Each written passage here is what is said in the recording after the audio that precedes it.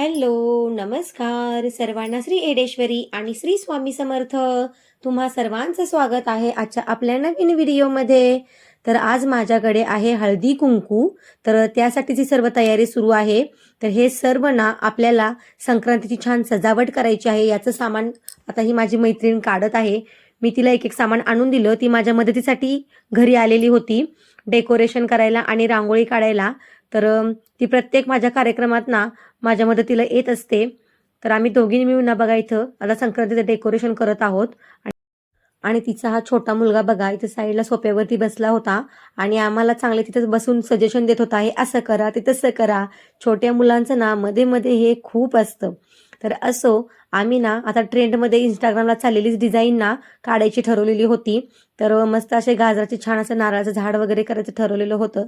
तर तुम्ही बघाच पुढे किती छान आणि सुंदर आपलं डेकोरेशन झालेलं आहे हळदी कुंकूसाठी. तर येणाऱ्या जाणाऱ्या बायका पण ना खरंच खूप खूप स्तुती करत होत्या डेकोरेशनची.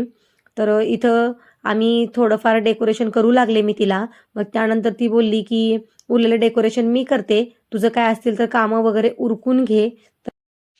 तर सजावटीसाठी जे जे साहित्य लागणार होतं ना, ते मी तिच्याजवळ एका ठिकाणी आणून ठेवलं आणि मग तिला म्हटलं की तू पुढची सजावट कर. तोपर्यंत मग मी किचनमध्ये गेले आणि माझी पुढची कामं उरकायला लागले. तर इथं मी थोडंफार तिला डेकोरेशन करू लागलेले होते.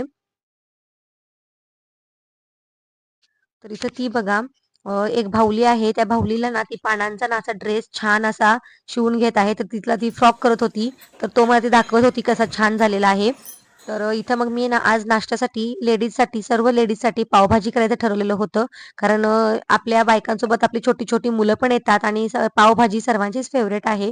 तर मग मी इथं सर्व भाज्या पहिल्यांदा ना स्वच्छ धुवून घेतल्या आणि एका कुकरमध्ये मी फक्त बटाटे घातलेले होते आणि मग सर्व भाज्या वगैरे अ, छान छान अशा धुवून घेतल्या आणि त्याला ना छान अशा मोठ्या-मोठ्या कट केल्या. कारण त्या आपल्याला कुकरमध्ये ना शिजवूनच घ्यायच्या होत्या. तर ऑलरेडी मी एक कुकर बटाट्याचा गॅसवर चढवलेला होता आणि मग मी बाकीच्या भाज्या दुसऱ्या कुकरमध्ये कट करून घालत होते आणि इथं शिमला मिरची पण मी ना थोडी-थोडी अशी मोठीच कट केलेली होती. त्यानंतर मग जो आपला फ्लॉवर आहे ना, तो पण मग मी कट करून घेतला पहिल्यांदा आणि त्याला ना मी हळद आणि मीठ याच्या कोमट पाण्यामध्ये नेहमी फ्लॉवर धुवून घेत असते. मैत्रिणींनो, फ्लॉवर तुम्ही जेव्हाही मार्केटमधून आणाल ना, तेव्हा त्याला कोमट पाण्यामध्ये किंवा त्या कोमट पाण्यामध्ये थोडंसं हळद आणि मीठ टाकून धुवून घेत जा. जेणेकरून त्याच्यातील सर्व जंतू दूर होतील आणि छान असा आरोग्यदायी फ्लॉवर आपल्याला खायला भेटेल. तर इथं मग मी पहिल्यांदा फ्लॉवर एका बाउलमध्ये कट करून घेतला आणि छान असं पाणी कोमट केलं आणि त्याच्यामध्ये हळद टाकली आणि मग त्या पाण्याने ना मी तो संपूर्ण फ्लॉवर स्वच्छ धुवून घेतला आणि मग मी तो कुकरमध्ये शिजायला टाकलेला होता.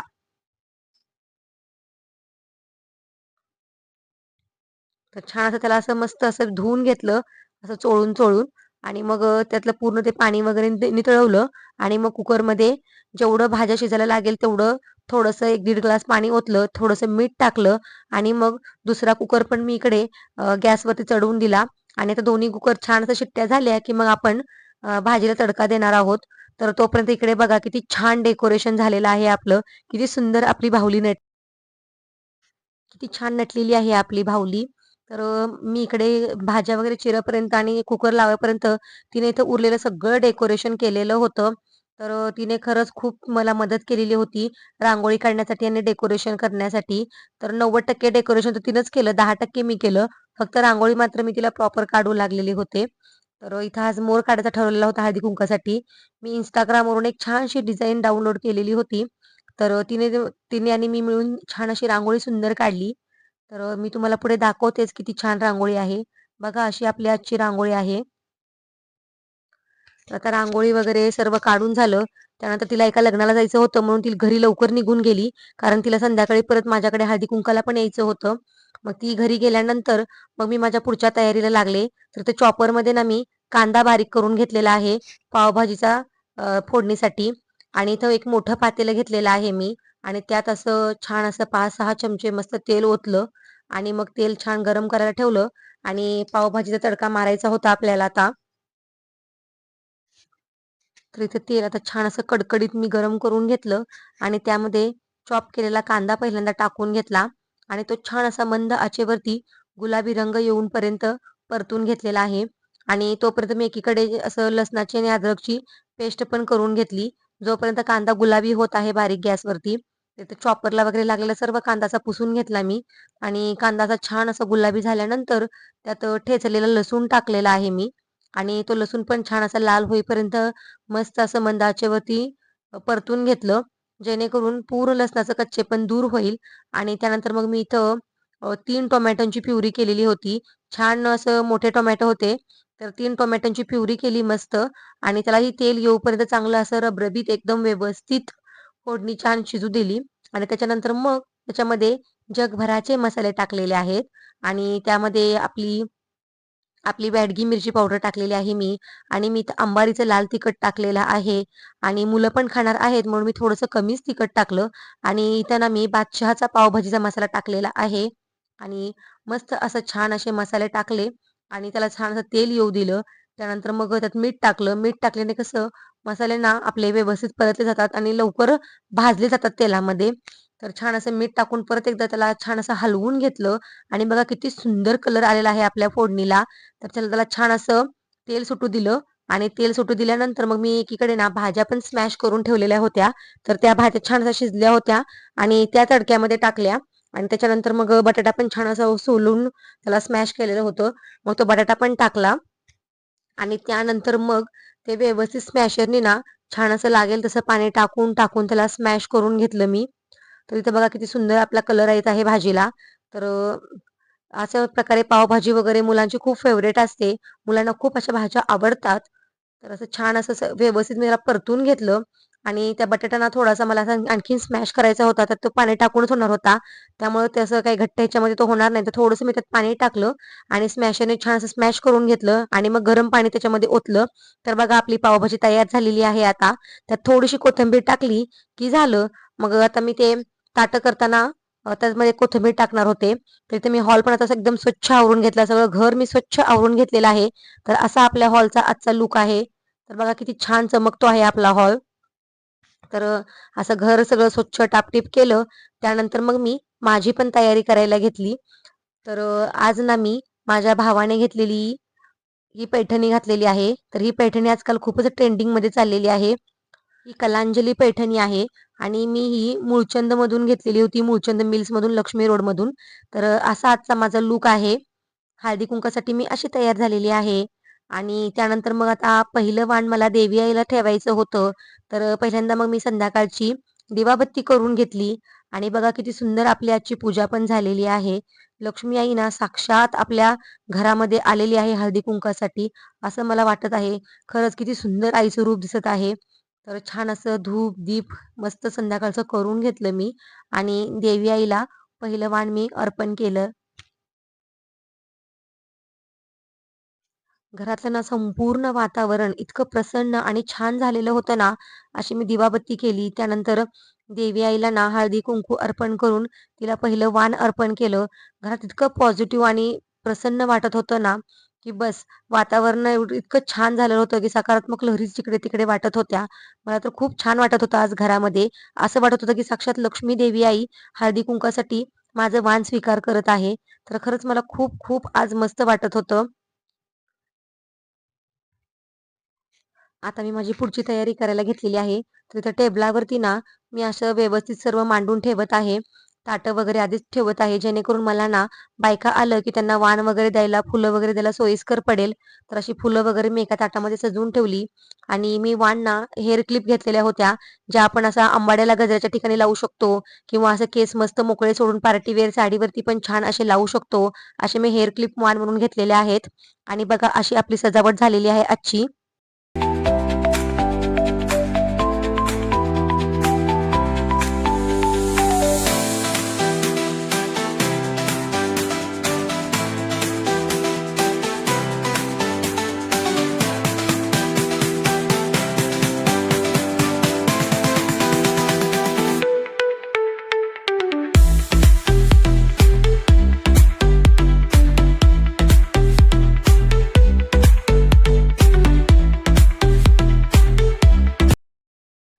आणि आता एक-एक करून सर्व बायका यायला सुरुवात झालेली होती.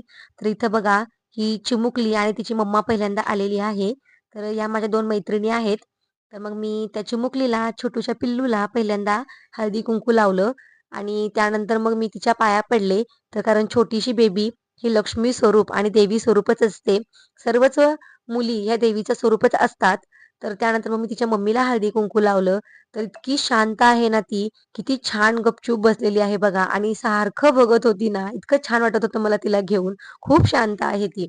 आणि त्यानंतर मग मी त्यात दुसऱ्या ताईंना पण हळदी कुंकू लावलं आणि दोघींना पण वाण दिलं आणि या दोघींना हळदी कुंकू देऊपर्यंत मग बाकीच्या बायका पण आलेल्या होत्या.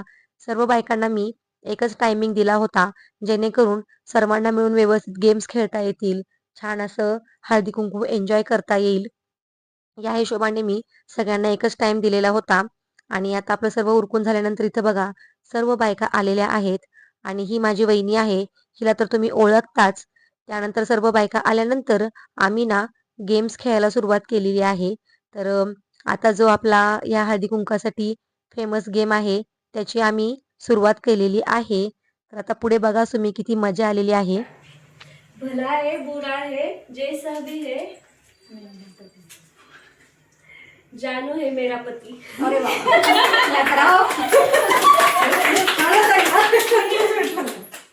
मना की भला है बुरा है. भला है बुरा है जैसा भी है, मेरा पति मेरा सिर्फ मेरा है. भला है बुरा है जैसा भी है, मेरा पति मेरा देवता है.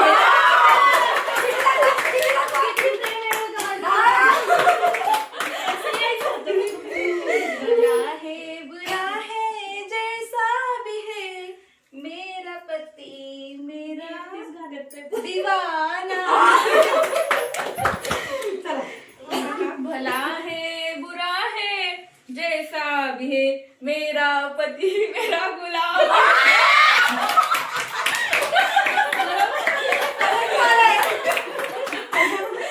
नाही म्हणा. भला है बुरा है जैसा भी है, मेरा पति मेरा बाबू.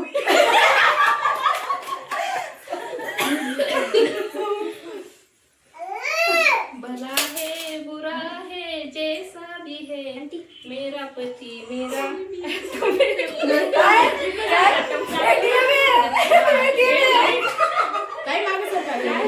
भला है बुरा है जैसा भी है, मेरा पति मेरा पता नहीं क्या, मेरा अभिमान है.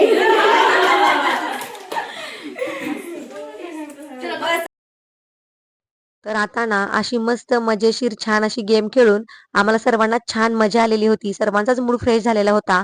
एकीकीने पूर्ण इंटरेस्ट घेऊन छान असं मस्त एन्जॉय करत हा खेळ खेळलेला आहे आणि प्रत्येकीलाच खरं त्यात खूप खूप जास्त मजा आली आणि खूप छान त्यांनी सपोर्ट केलेला आहे हळदी-कुंकासाठी.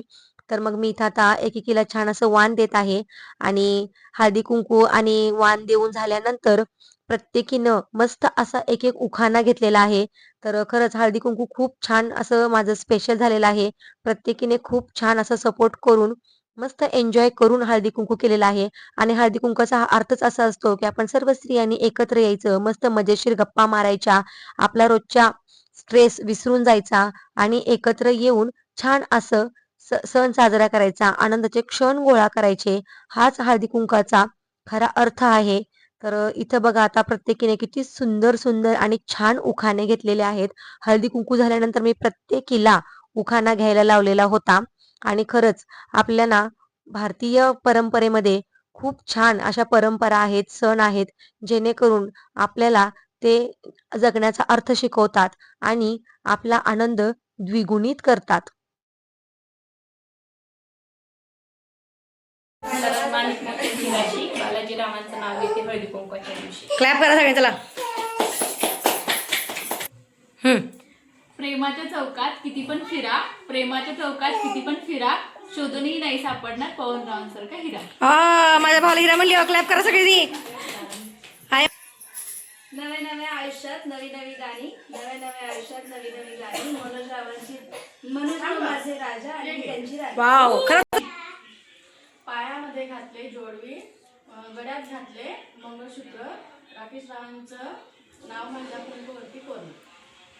ठीक आहे. रामाच्या मंदिराला सोन्याच्या पानाचे तोरण, ओंकाराचे नाव घेते, हळदी कुंकवाचे कारण. वा काचाच्या ग्लासात गुलाबी शरबत, काचाच्या ग्लासात गुलाबी शरबत, ईश्वरराव शिवाय मला नाही करमत. बरोबर आहे. सौभाग्यवतीचा अलंकार म्हणजे लाल कुंकू, हिरवा चुडा आणि मंगळसूत्राचा साज. किशोररावांचे नाव घेते, हळदी कुंकू आहे आज. छान. एडेश्वरी देवी आईला घालते अलंकाराचा साज, एडेश्वरी देवी आईला घालते अलंकाराचा साज, सचिन रावांचे नाव घेते, हळदी कुंकू आहे आज. छान.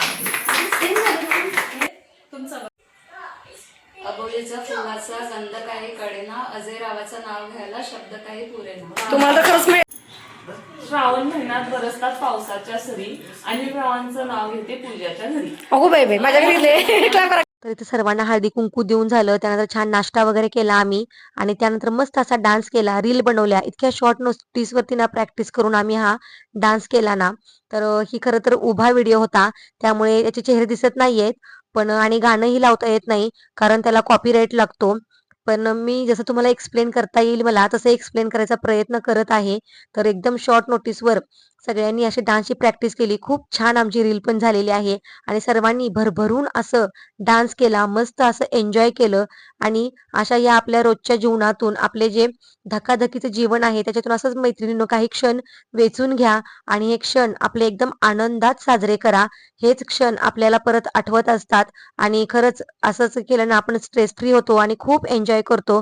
तर खरंच खूप छान असा माझा हळदी कुंकाचा कार्यक्रम झाला, एकदम यशस्वीरित्या पार पडला. आणि आजचा व्हिडिओ आवडला असेल तर व्हिडिओला लाईक, शेअर आणि सबस्क्राईब करा. तोपर्यंत सर्वांना बाय. श्री स्वामी समर्थ.